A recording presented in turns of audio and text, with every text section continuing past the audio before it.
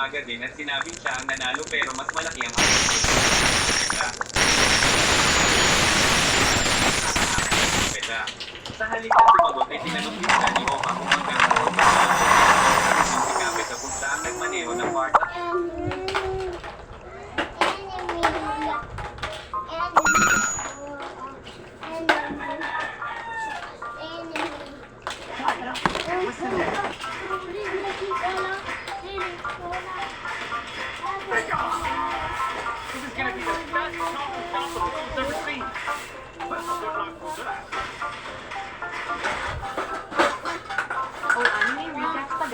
Mapapawag ka sa sarap na ang title ng ating anime ay laging nasa umpisa at nakalagay din sa itaas ng video. Like and follow na rin para sa lagi mo akong makita pag may bago. Nagsimula ang sino sa isang malapang lalaki na hanggang sa kwarto.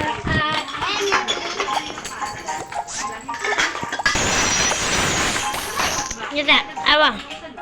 Kurang makakuan ka ba? Dali, ilibir.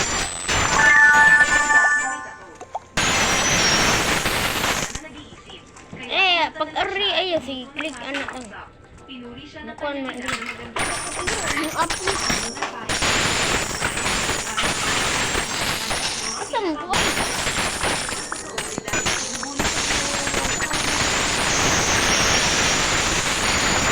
hanap ng trabaho doon at kaya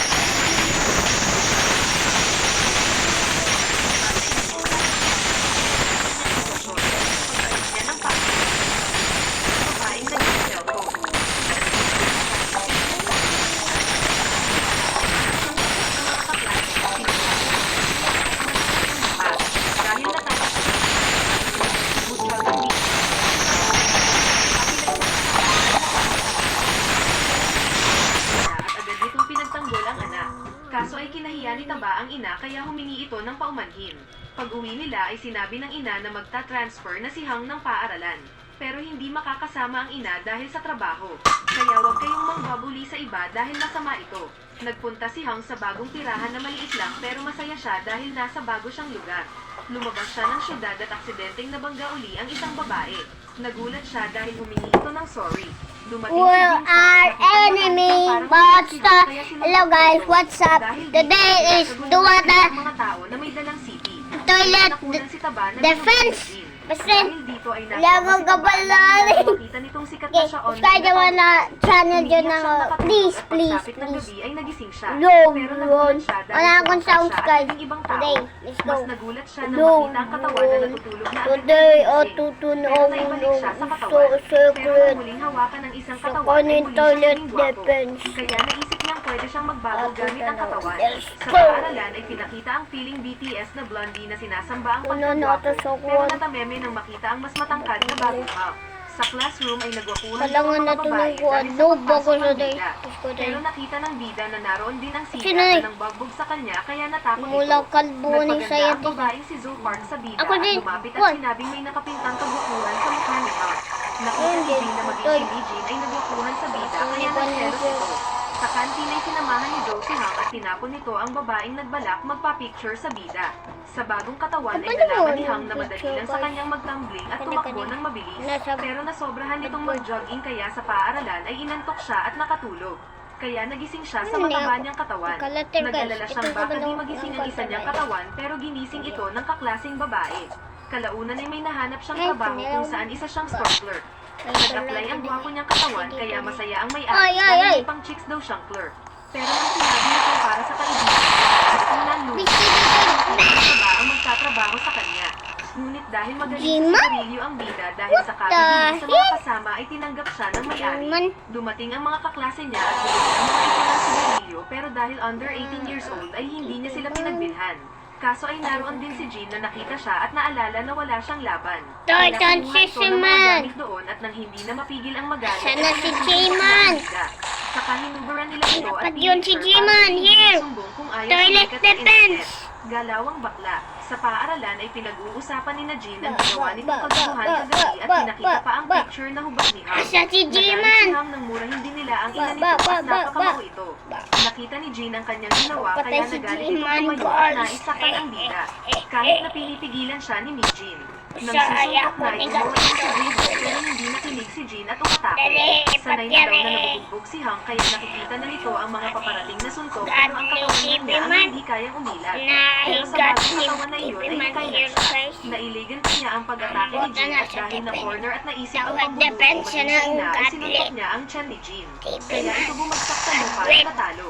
Dahil dito ay naging sikat si Hank at naging sa kanya. Kuan, wala ko'y sword ha. Ang nagnakaw ng sigarilyo at Asa akong sword, kailangan ko. Inutusan pala ito ng mga ganyang kaklase at dahil walang laban ang bida ay di din siya. Pinaglaban silang dalawa na tinuunan pa ng bida. Pero dumating si yung Teddy at sinabi Puta na akong ito gamit. sa ginagawa. Saka sinatol nito ang isang lalaki kaya nagulat ang bida sa lakas nito. Kamo, unsa gamit ninyo abekyo? Sa kanila niyon. Cellphone? Ngunit kinabukasan sa kantin habang nag-uusap sila Imo Hank ko, kasama ng mga TV man. bully ay dumating si Yun kasama ng grupo nito. Magpapasalamat sana ang bida dahil Saon nakalimutan ako. ito sa kanya kagabi pero iba ang naisip. Saon ni screen ako. Saka hinawakan nito ang balikat Screen nito. ako. Takot ang iba pa dahil Sakit sinunod. ako. Saon ako ni Ngunit gamit Ako, niya ang guys. isang kamay ay tinanggal nito ang Kabalo. pagkakaharap niyon. Saka siya tumayo na humingi ng tawad. Blue ako sa comment guys, Ng bet. bida pero pinigilan siya ng James Park at sinamahan siya. Sige mo, dinin ako ah. Sakit na to. Imo ko. Sino man ako imo. Like, TV man na lang ay. Then, at sinabing nais nilang mag ay, nanaon na napis liton. punta naman ang bida sa Wala labas ko ng kapalo. pero inuman pa Shit. ito na ayaw ng bida. Shit. Pero nakiupo na rin siya. Tapos dumating din si Bida. Sinabi ni Hang na may Check roommate back siya ako, kung kanino hiniram ang damit. At hindi daw nila pwedeng gawing hideout ang bahay niya dahil sa roommate na gising sa gabi. Oy, ako manana. Kaya naisip ng mga extra na yakuza ang roommate ni Hang na mayroong Van Gogh na may tato. Naon, Nagsasabi kung bakit ako wala si pislik. Jean pero hindi daw nito gusto ang inuman. Titan si Samantha. Magkasintahan ni Jean. Nang sabihin ni Hang na bagay sina Jean at ni Jean ay biglang Oy, lasing ng Jammer! at nais pa inumin si Hang. Saka ito nakatulog sa Jammer! kalasinggan. Pinakita ng iba ang nakuha na nilang video ni Taba at ng Nakuingon. kaya uminom si Hang at nang malasing ay sinira nito ang puso ng Jean. Saka ang lockdown nito dahil sa alak at nagising siya sa matabang katawan. Sinubukan niyang matulog. Jamerson! Hindi nagising sa buwan. Jamerson! Siya at pinuntahan ng gwapong katawan at nakita rin siya ng iba pa. Sinabi niyang inutusan siya ng roommate ni Hang na kaya natakot pa rin ang iba sa naiisip nilang yakuza. Nagising na rin si Jay at namutan si Taba. Sa labas ay nakakita sila ng boxer puncher machine at tinuruan ni Jin si Hang kung paano sumuntok ng buong lakas sa pagsumuntok ng machine. Saka nag-alisa ng iba pa at naiwan na lang si Hang hawak ang gwapong katawan. Ginaya ni Hang ang tinuro ni Jin at sinuntok din ang boxer machine. Kaya nahiya siya at tumakbo na lang. Di nila alam na naroon din pala ang group ni Jin at nakita nito ang pagsuntok ni Taba. Saka nagulat ito dahil biglang napunit ang tela ng punch pad doon at nakatingin sa bida. Sinuntok din niya ang machine at napagalaw ito at nasobrang kontento. Pero hindi pa rin kontento si Yun. Nagpunta ng paaralan ng gwapong katawan ni Hang at kasama nitong kumain si Boy Lago. Pero hindi niya alam na nagpunta pala ng boarden niya ang ina at nakita niya ang tulog sa Taba. Pag-uwi ni Hang ay nagulat siya dahil naroon ang ina na tinawag niyang mama. Pero dahil di siya kilala ng matanda ay nagpanggap na lang ito bilang kaibigan at roommate ni Taba. Lumabas sila at napunta ng class na coffee shop kung saan madaming babae na napapatingin sa kanyang kagwapuhan. Dito nagkausap at mas kinilala ng ina si Hang bilang kaibigan ng anak. Nagpunta din doon si Yon at naiinis na nakita si Hang pero sinabihan siya ni Jace na matatanggol siya sa trabaho at nag-away sila doon. Sinabi ng ina na binubuli ang anak sa dati nitong paaralan at nagtanong kung ayos ba siya dito. Sinabi ko nitong wala daw siyang silbing ina dahil di niya kayang ibigay ang kailangan nito. Kaya sinabi ng bida na ayos lang siya. Pero narinig ito ni Yun at alam ang totoong nangyayari kay Taba na binubuli ng iba kaya nagalit ito at pinikat ang gatas. Pero pinigilan siya ni Jace. Naalala niya Sa unay! magagalit pa sana si Yun dahil kaibigan daw ni Hang si Taba pero agad na nakita si Jace na tawagan sa kanila. Hiningi nito ang carton ng sa labas ay nalaman ni Hang na may dalawang trabaho ng iba at pinongolekta ito ng mga basura parang benta. Saka binigyan na niya si Hang ng pera na ayaw sa kanya pero sinabi ng ina na para kay Hang. Kaya kinuha niya ito at sinabing bahala siya kay Hang. Nakita ito ni Yun. Ano nang nako? Sinabi ni Bugay Data. Pagkaalis ng ina ay lumabas si Yun at galit na kinausap ang bida at tinawag sa isang abandonadong lugar. Naiinis na ito dahil hindi ang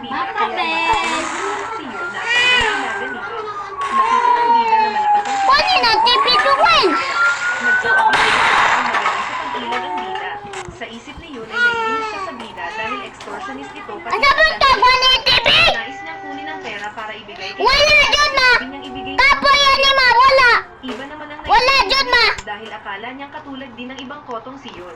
Ayaw niyang ibigay ang ito siya ni Yun gamit ang galawang tinlakay.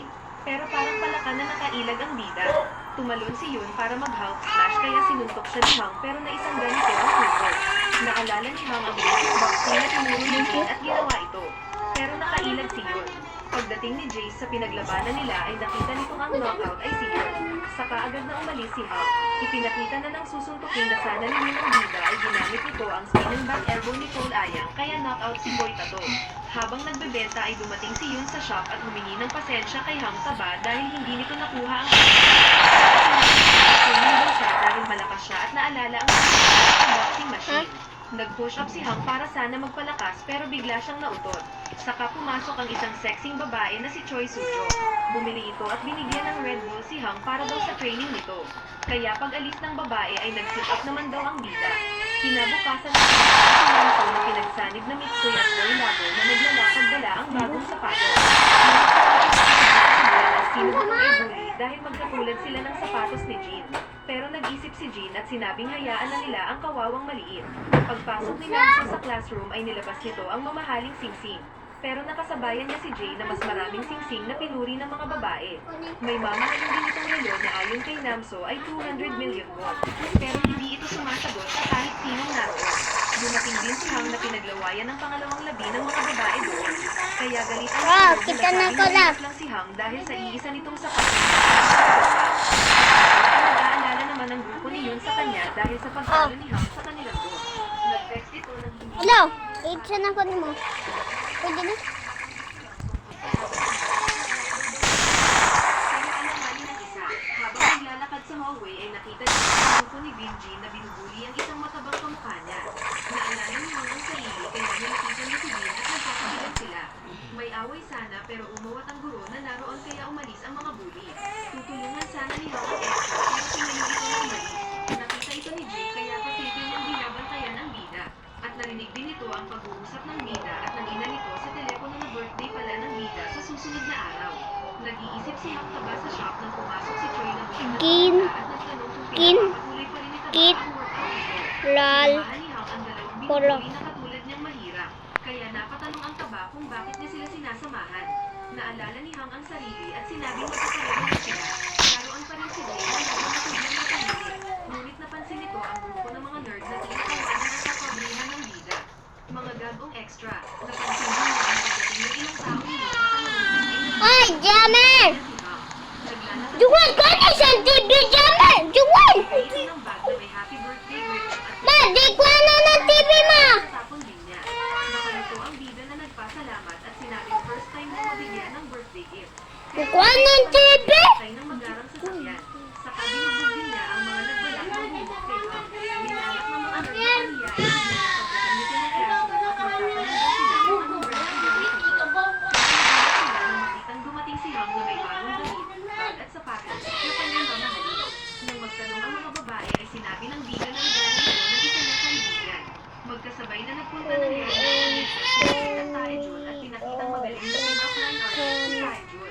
Jammer! Sinong si Vin na nag-perform ay nagustuhan na niya ito. Lalo na nang makita ang sinumpang mukha ni Taejun kaya pinaalis na nila ito nang hindi man lang nag-perform. Tapos ay pinagpatuloy ni Taejun ang pagsusulat ng lyrics at nang mag-final Galing na. post dahil lang ang MC ay naitapon ng mga pasahero. Tinawag niya ang isang babae para makapagsabi niya pero na-shock daw ito sa lalaki. Mama! Mama! Mama! Mama! Dahil lang sa pagsusulat ito ng lyrics. Umuwi si Taejun at binati ang lola na nagbibenta ng street food. Pero dumating si Naveen at ang dalawang alalay nito at inakala ng lola na kaibigan ito ni Taba. Kinakain ng lola ang mga ito pero kinain nilang lahat ng paninda ng lola at binigyan pa sila ng baon pa uwi. Pero harapang tinapon ng mga ito ang binigay ng lola. At sa paaralan ay pinagkalat pa ng mga ito na pangit ang luto ng lola ni Taejun. Sa kantin ay nakita ni Hang na binubuli uli ni Vin ang kawawang Taejun. Nagkakaroon siya ng para iwasan ang mga bully pero napagtanto niyang lahat ng dapo ay nabuli. Kaya pinuntahan niya ang Siga para kausapin siya dahil kasunod niya si Jay. Lumapit din si Jay na susuportahan siya. Hindi pa tapos dahil dumating din ang mga motor na yun at grupo nito at handa sanang bakbakin si Yaw Yaw. Kaya sinipa na lang ni Jay ng hindi lumalaban na plato at umalis. Pero sinabi ni Yun na hindi pa sila tapos ni Hang dahil akala pa rin ito kung saan nito si Taejon para gawing alalay. Pero pinigilan ito ng mga kasama at umalis na sila. Sa classroom ay naiinis si Vin kada nakikita si Taejon na nagsusulat. Kaya binugbog nila ito sa labas. Inagaan ni Joe ang Lila para sa fiesta pero bastard ito dahil maglilinis daw ng classroom ang bata. Ngunit ang totoo ay masaya ang Lila dahil sa imbitasyon. Ngunit alam niyang hindi niya magagawa ito sa matabang siya. Kaya naiyak na lang siya sa sarili. Pinakita din si Taejon na nakulang ito. Naisip ni Hang na napapakanta din siya pag masama ang pakiramdam. Saka kumanta ang bida sa classroom na narinig ni Taejon sa labas. Nabuhayan ng loob si Taejon at naalala ang lola at pumasok ng classroom at nagdala siya ni Hang na kumanta. Napansing bombog ang mukha ni Taejon ay binigay nito ang lyrics. Saka nagulat siya na tawagin siya si Taejon na kumain silang dalawa. Inanyayahan ni Taejon sa kanilang bahay si Hang at nakikot sila ng pala ng katuloy na melody ni Taejon sa kanta ni Hang. Kailangan magpunta ng trabaho ni Hang kaya pauwi na ito naghinit din sa daan pero narinig na nagugutom ang bida. Nakita nila ang nagtitindang lola at hinaya si Hang na kumain pero nagdahilan ng bida na busog pa. Saka ito umalis. Maging ang boss ni Vin ay nais ding sumali sa festival concert kasama nito.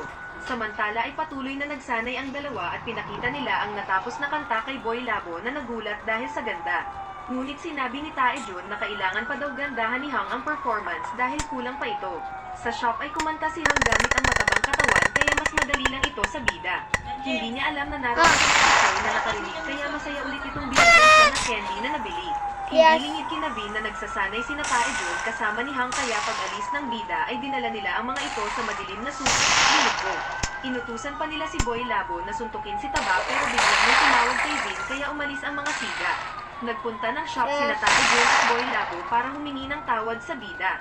Saka nag-usap sila at sinabi ng dalawa na nag-paaralan para makikita at kumanta. Iba ang nangyayari dahil nabibuli sila. Nagkwento rin si Hang at sinabing magkakaedad lang sila at pasikatan sila ng experience na nabuli. Kalaunan ay napag-usapan nila ang gwapong Hang at nasabi nilang mabait ito at hindi peke. Biglang sumabat si Yun na narinig ang kanilang usapan at kinumpirma ito kay Hang Taba. Inakala kasi ito na kinuha ni Hang Taba na para daw ito sa kaya nagpasalamat si Yun dahil siya nakakala kay Hang Pogi. Kalaunan pa ay nagpractice sila at napahanga ang dalawang side character dahil sa galing ni Hang. Nagpractice pala ito sa 4/7 gamit ang dalawang katawan kaya agad na gumaling. Dumating ang araw ng festival at naipakita din si Choi Soo-jong na dumalo. Kaso ay naiinis ito sa pagwapo na ginagamit ang mukha para pagpraktisan ang mga babaeng gupitan. May mga booth ang lahat ng mga kurso sa paaralang iyon at kasama din ang boxing club kung saan naroon din si Jin na sinusubukan ng isang lalaki. Nakita ni Choi ang kawawang Boylabo na ginawang utusan ng mga boys kaya umalis na dito. Ninenervyo ito si Jin dahil first time niya at ang laki daw pala ng ito. Pero sinabi ni Taejon na gawin lang niya ang napractice nila. Nakita niya si Choi na agad niyang sinundan. Pero napansin din pala siya ni Yun na may hinahanap na madali lang matalo ang kalaban ng banong braso. Sa labas ay binati ni Hang si Choi at sinubukang kausapin pero supladita ang babae.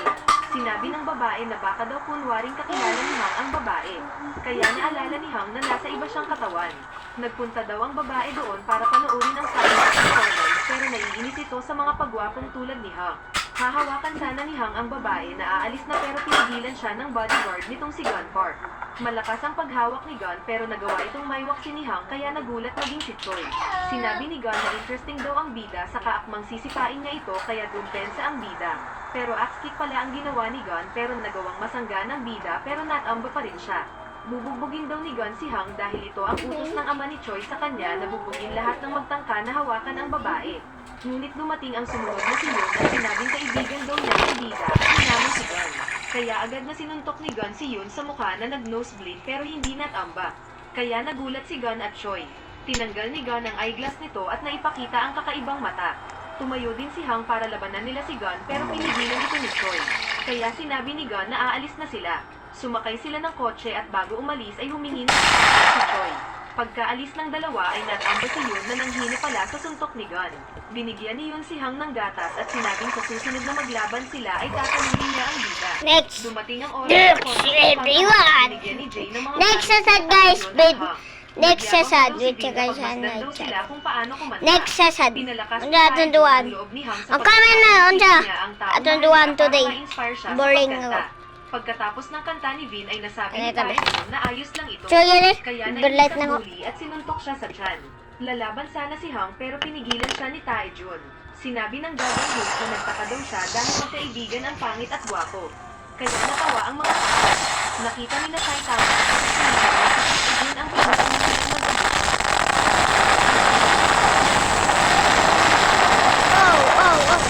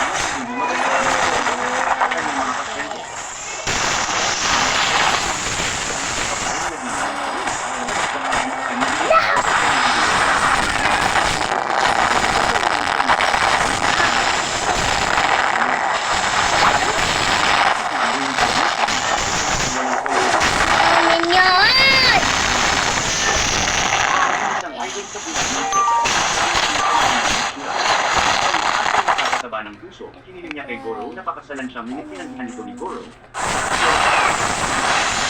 Kapag nag-iisip sa lisanit na siya, kinabukasan, namatay si Serena dahil sa matagal na pintarang ni Goro na sana ay nagpanganak siya ng ang kanyang namatay ay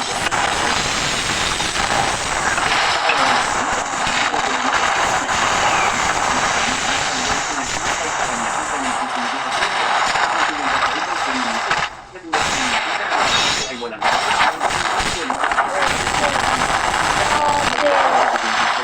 nagpa siya si Goro. Takot sa kanya ng malusog na panganganak. Sa paglipas ng panahon, inalagaan niya si Ai sa kanyang mga ehersisyo at iba pang bagay na ginugugulang mga bago ang panganganak. Si Goro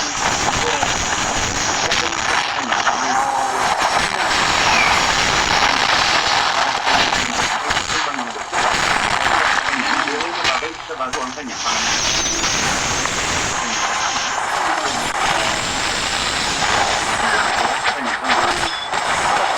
Gusto ng lalaki na sila ay pinangyay sa pamamagitan ng pagkalanta dito.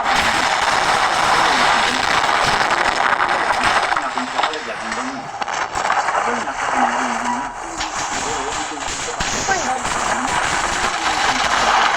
Ilang bilang isang salita.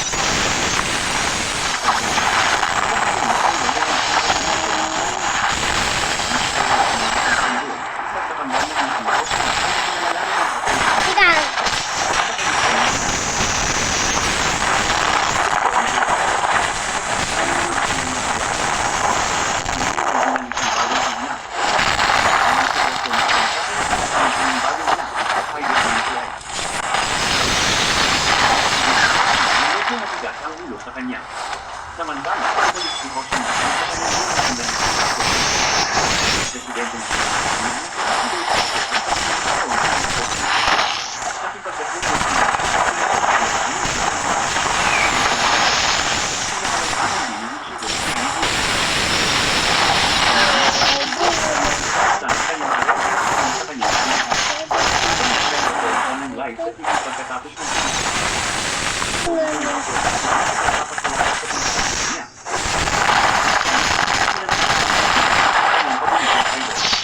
sinasamahan din siya ng kanyang kapatid si Lucy at pinagalitan ng concert. Matapos pa rin ang pagkabalituhay sa telebisyon.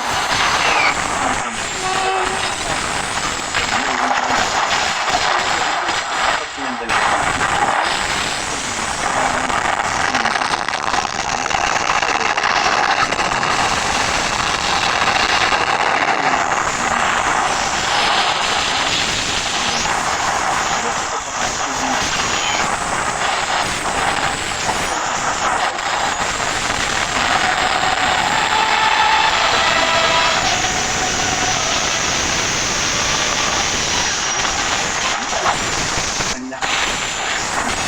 Niya, si Rosie unang may pangako na makikita.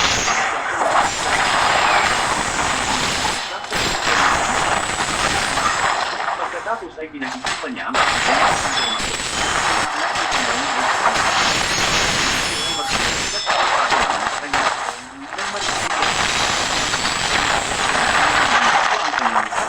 sinabi niya, sila ay magsanggol pa lamang.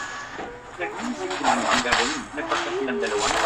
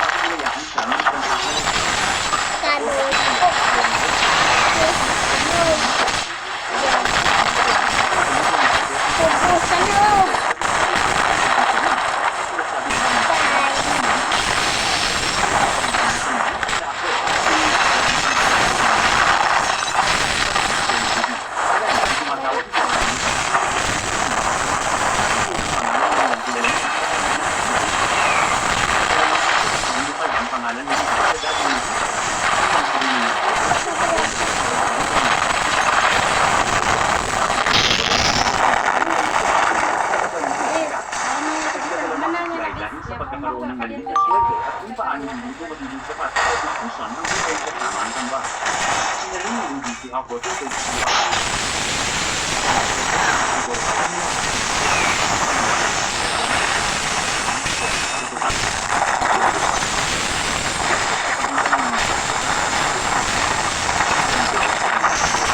kung paano nakapagpapit ang power station.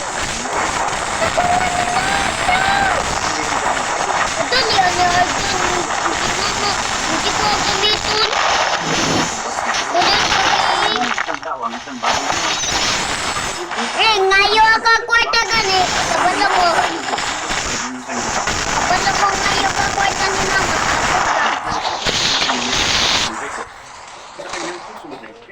Mau gani ang ikuan niya. Ngay ka kwarta. Ano? Nagbabalat kayo sila bilang mga bata ng Titit man ni mo tuwan. Kuan man. Will ay si Kit Kit Will. Awa, tang-tang na sa titit mo. Ay, kahanggaw. Di mo na ligad daw, di mo na ligad daw. Punta ka kanino ron. Laga na askal.